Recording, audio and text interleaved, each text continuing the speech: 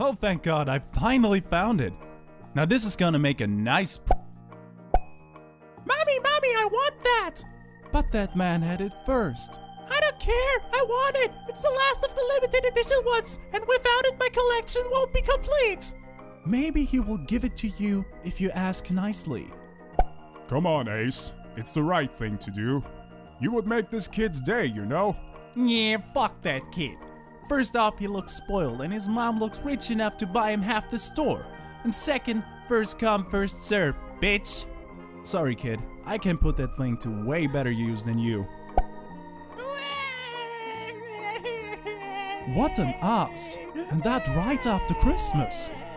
Ladies and gentlemen, this is Black and White 2. Straight from the mind of Peter Molyneux, a man who really doesn't need an introduction anymore, comes a game where you can forget all about that serious topic of morality and whether you did the right or wrong thing, because you get to be a god! And a god decides what rules your society follows and ultimately has to make choices concerning... morality? What? It is... I thought I had total freedom. What the fuck? Come on, we know Peter's shtick by now. It's all about letting players make choices between good and evil. Be on the good side, care for your people, build a lush metropolis with homes, temples and bars where everyone is happy and has a good time, or be the equivalent of Old Testament God and rule through fear and make life miserable for everyone. A world where only the strong survive and not even they are safe from your violent mood swings. You don't convert people with love, you send out your armies and force people to either join you or die. Now look, choosing between good and evil, it has been done multiple times before and after Black and White, and that wasn't even the main selling point of the game. No. It was these 4 adorable babies. That's right, you get your very own god pet at the start of the game. You choose one of these 4 adorable baby critters, and with the right amount of care or neglect, your AI controlled avatar would gradually grow bigger and imitate your behavior until it became the spitting image of your personality. You know, a mini-me, just not so mini. I always picked the lion because, well, the cow and the wolf just didn't appeal to me, and if I wanted to see an ape running around, I might as well just look in the mirror. And I know, it's an old game, blah blah blah, but my review, my rules, I'm God. Review, start!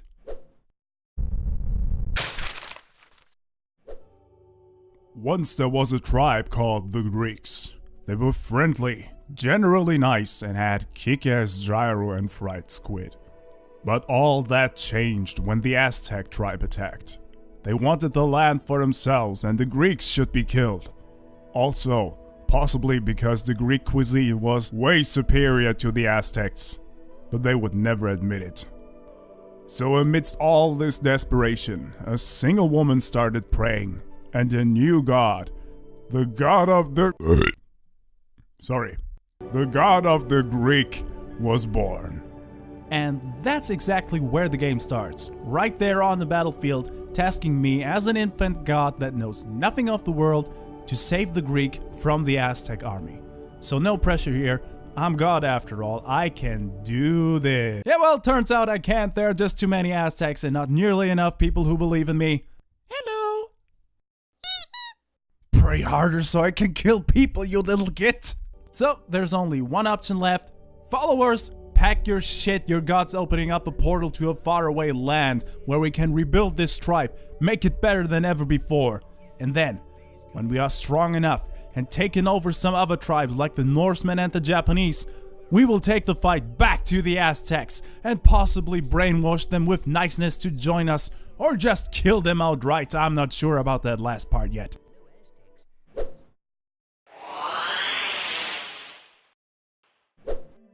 Okay, I have to admit I lied a bit.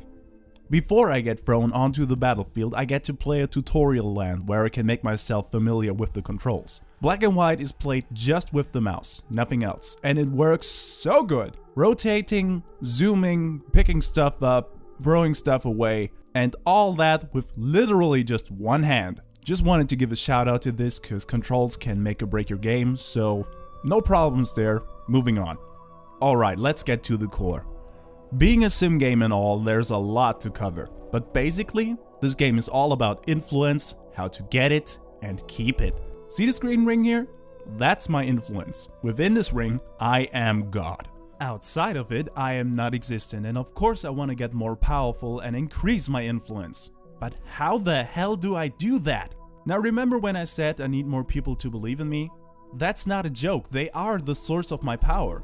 So along other traditional resources like wood, grain and ore, which come in handy to erect structures, I get another resource I lovingly call lemmings. Because I can give them a job and they will do it for the rest of their lives. And it is very important that I do this because otherwise they will pester me with every little desire they have until I fulfill it. What now? You want homes?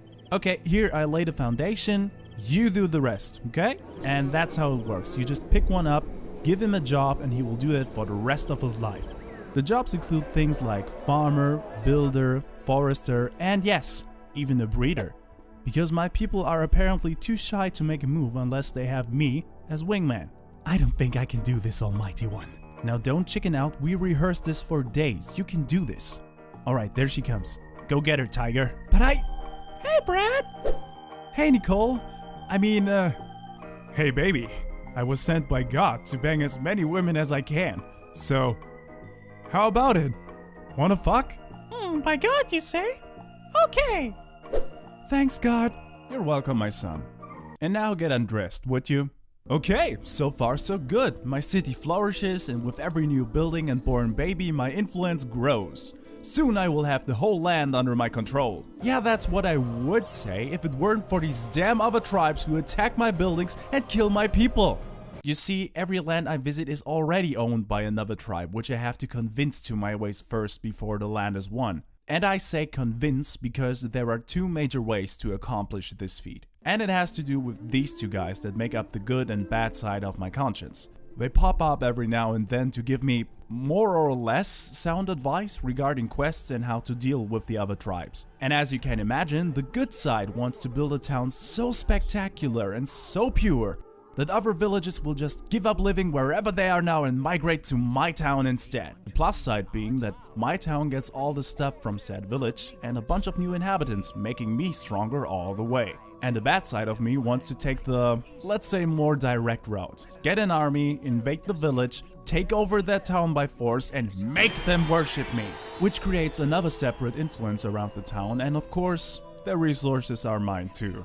But no matter which way I choose to conquer the land, it is imperative that I build a wall to keep the opposition outside while I figure out a battle plan. Otherwise, I just get pestered all the time. And right there I found one of the downsides Black and White has. The AI is obviously controlled by a goldfish. Keep going, man, keep going left and right. We will find that entrance soon enough.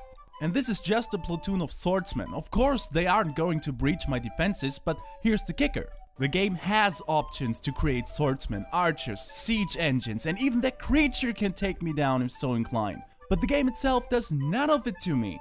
It just puts its faith into that one platoon at a time. You kill it, it sends the same type of troops again, learning not a thing. So what did we learn? Trump was right. Hell, on some levels I can even do without the wall. I mean, look at this, I didn't even bother building a wall because they're just standing there like a bunch of idiots instead of attacking me. And that's pretty much the whole game, except for the last level you've just seen. There the computer really wants me dead. And yes, even the creature sometimes comes over and starts wrecking my shit. But when that happens, I just send my own creature against it, which results in one glorious cage fight. Come on, Lion, show this little bitch who's boss. Speaking of my avatar, he's not only for fighting, you know? Of course, when I first got him, he was dumb as a brick. He tried to eat rocks, played with trees, and started pooping at inappropriate times. But that's because he was just a baby at this point. So I had to watch him a bit, and whenever my avatar discovered something new, he would ask me what to do and then act in accordance to his impulses. If I think he did good, then I pet his belly for a bit and he would do more of what he just did. And if I didn't like it, I brutally smacked him up for even having such idiot ideas like pooping on my villagers. The best thing about it? I just have to do this once for every experience, and to be honest, if I had to slap him every time he did something stupid, it would simply break my heart. It's also possible to take my creature for a walk across the land if I take him on a leash, and that is a huge advantage, because unlike me, he can interact with things outside my personal bubble. Lion, steal that ore from that neighboring village. Let's see them build stuff now! The last thing I want to talk about are quests and tribute. Tribute is the currency of the gods. I get it by completing certain quests that I can accept by clicking on these silver scrolls here that are scattered around the land. Basically, it's a prayer that needs to be answered, and most quests are genuinely funny. For example, there's a case of a man who accuses me of impregnating his daughter. He jumps to that conclusion because she said she's never had a man before. Yeah, right, like that's even possible. Still wasn't me. And if I ever did that, I wouldn't make a move on this. Either way, in accordance to the theme of the game, I can approach this issue and an extension every quest in many ways. I could ignore it, no tribute, pay the man 10,000 units of wood and take responsibility, tribute, or do the most obvious thing, hey sucker, you question your god? You killed my dad! Or just find out where his daughter is going to so late at night to reveal that she indeed has a lover, and then send her father right after her, who apologizes and gives me tribute. And then, just for good measure, hey girl, you used my name in vain? Okay, so I answered a lot of prayers and got a ton of tribute.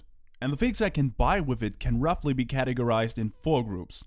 First one consists of stuff for my town, like new types of buildings. These are generally used to make my people happy or more miserable by putting fear in their hearts. For example, if you want to play nice, build a nursery so little kids have a place to stay. If you want your people to work faster, buy a totem pole decorated with the heads of non-believers and see production rates go through the roof. I did both. Play to win, kids, otherwise you have no place in this town. The second group contains all the miracles I can work with and basically represents spells like a rain shower to water fields or a healing spell to get my army back on its feet. And the occasional fireball for, well, you know. Or, you know, if you have enough tribute, you can buy one of the wonders. These are massive buildings that once powered up can have an impressive result on the land. Based on the wonders you build, you can make tornadoes to severely damage other villages, make volcanoes erupt, or just simply brainwash a whole army to lay down their weapons and come to your side. Complete with skin recoloring a la Michael Jackson. And last but not least, you can buy several improvements for your creature. You want your little pet raise the morale of your people? Then buy the entertainer kit and he will dance for your people. Or you could be like me and upgrade your pet to be a true war machine, with muzzles that even Vin Diesel would be jealous of.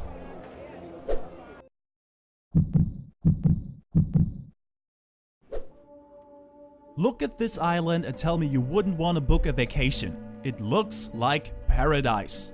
Waterfalls render correctly, there's a day and night cycle with correct shadowing, and even the trees have a life of their own. I planted a lone tree on a secluded space, left it there for a while, and voila, full forest. Just like that. And that's not all. Zoom in here for a moment. Do you see that? Ants. Never thought they were there, but here they are. You can see that the creators gave it their all in making the environment as lifelike as they could, and for the most part they succeeded. I really do feel like a god who is watching down on his creation and watching it grow, and it just feels good. But Ace, I hear you say, would you look at the character models? Sure, they have different clothing and there are different races, but the faces look like a kid's drawing and the women have no tits at all. Besides, the ants are probably just 2D. And you know what? Yeah, I know what you mean. In hindsight, the models really don't look that good. Compared to Resident Evil 4, which came out the same year, it loses outright. Yes, even to my adorable lion here with fur that I just want to stroke for the rest of my life. But, listen closely. Leon S. Kennedy is one character, along with some other schmucks, and the rest of the world is mostly static. The focus was laid deliberately on the characters and the monsters to make you scared. Cause honestly, would you freak out if you saw something like this today? Black and White, on the other hand, had its focus completely elsewhere, mainly on the land and what you can do with it. Here you can replant every single tree on the map, turn over a lot of stones and roll them, physically correct, over the whole map if you like. And every citizen has a built-in algorithm that compels him to do things like strolling around, working, etc, etc. And unless you gave them a task, they age and die. There's a complete life cycle built in for every one of my citizens and I have 500 of them. And on a side note, the trees still grow. Also, every tribe has its own type of buildings. A Japanese house looks nothing like a Greek house, and I personally think that's a nice touch. But there are some minor things I have to criticize. 1. The music. Black and White feels like it has only 3 songs on repeat, all the time. A peace song when there's no war, a war song, and a song when you've gone completely dark-sided. Now don't get me wrong, the songs massage themselves so much into the rest of the atmosphere that they aren't even noticeable. It's just that once you hear it, you will say, "What? Again?" And 2, the levels. It pains me to say this, but only the last 3 lands offer a real variety of landscapes, and the rest of it is just always a green lush land. Now land 7 shakes things up a bit with teleporting you to a desert with the occasional oasis sprinkled in, which makes for interesting gameplay because fields can only grow on fertile ground. And before that you get to establish your village on pretty rocky terrain that limits your building space. But waiting 6 lands for a change in scenery, well that's a bit much, don't you think? But I can overlook all that when I see the dolly shot the game makes of my city when I finish one of the lands.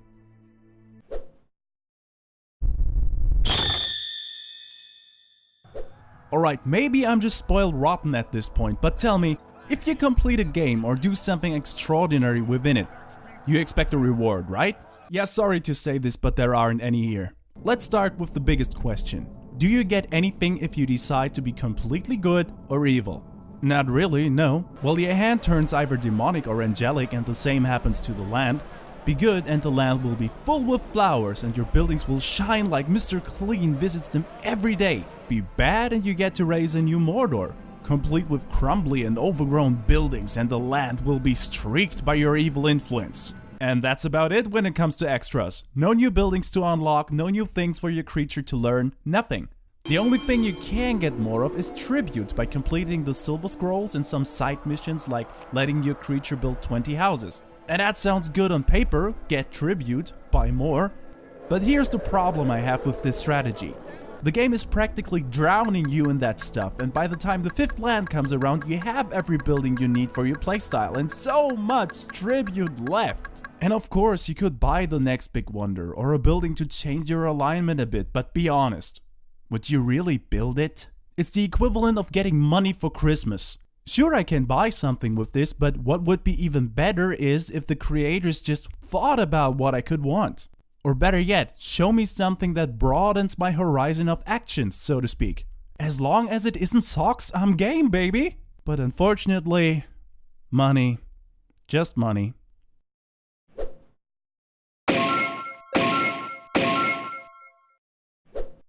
Black and White 2 is worth your time all the way until it's finished. But after you played through it, you probably won't pick it up a second time, and that's because of its biggest flaw. It doesn't have any replay value. Let's start with the creatures. Yes, they all have slightly different stats. The ape will learn things faster and the cow is more fun-loving. But given the option to train your creature in every aspect of its personality overrides the whole free will thing. And you want to do this because if you don't, your own underling gets in your way. Then there's the buildings you can buy with your tribute. Granted, getting one of these feels like an accomplishment, but other than letting your town grow faster or changing the mood of your people in the long run, they don't bring anything new to the table, with the exception of the aforementioned wonders. And since you can buy every building right from the get-go without restrictions, you will exhaust your options very early and the novelty will naturally be gone very quickly. The third thing is the AI. Once you've figured out how to counter it, it won't ever pose a threat to you, eliminating the need to think of new strategies because the one you have always works. The exception being the last land and just that one. And lastly, the decision of being good or evil. Which isn't really a decision because the choice doesn't matter and I can fucking prove it. See, I played as a good god and won over the other tribes with kindness. By the time I was in the last level, I was surprised that they actually came to my aid to help me win. And now make an educated guess. What happens if I play bad god and dominate my way to the last level? If you guessed exactly the same, then you're right. Same goes for the side quests you can do. Most of them just want their problem fixed and don't care how you do it.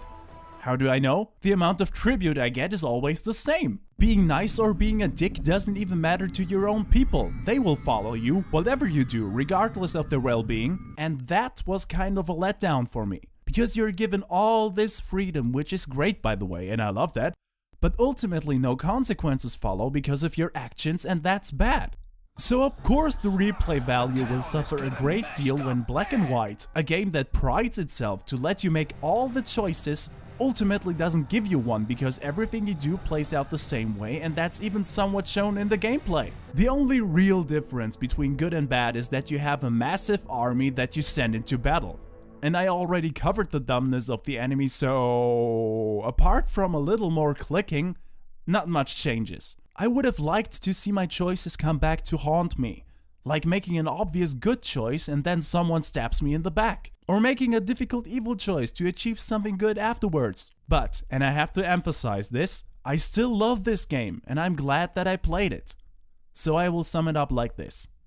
Imagine you have a box of Legos in front of you, and you start to build your first detailed as fuck spaceship. By the time you've finished, you will feel a sense of satisfaction, and rightfully so. You overcame the differences of how you should put all the parts together, and now that you think about it, why not build a whole squad? So you build another, and another, all in different colors and slight changes in design. And by the time you build the 9th one, you still feel accomplished, but now it's definitely time to do something else. And that's Black and White for me. And now if you would excuse me, I have to deliver this present because I'm late by a month already.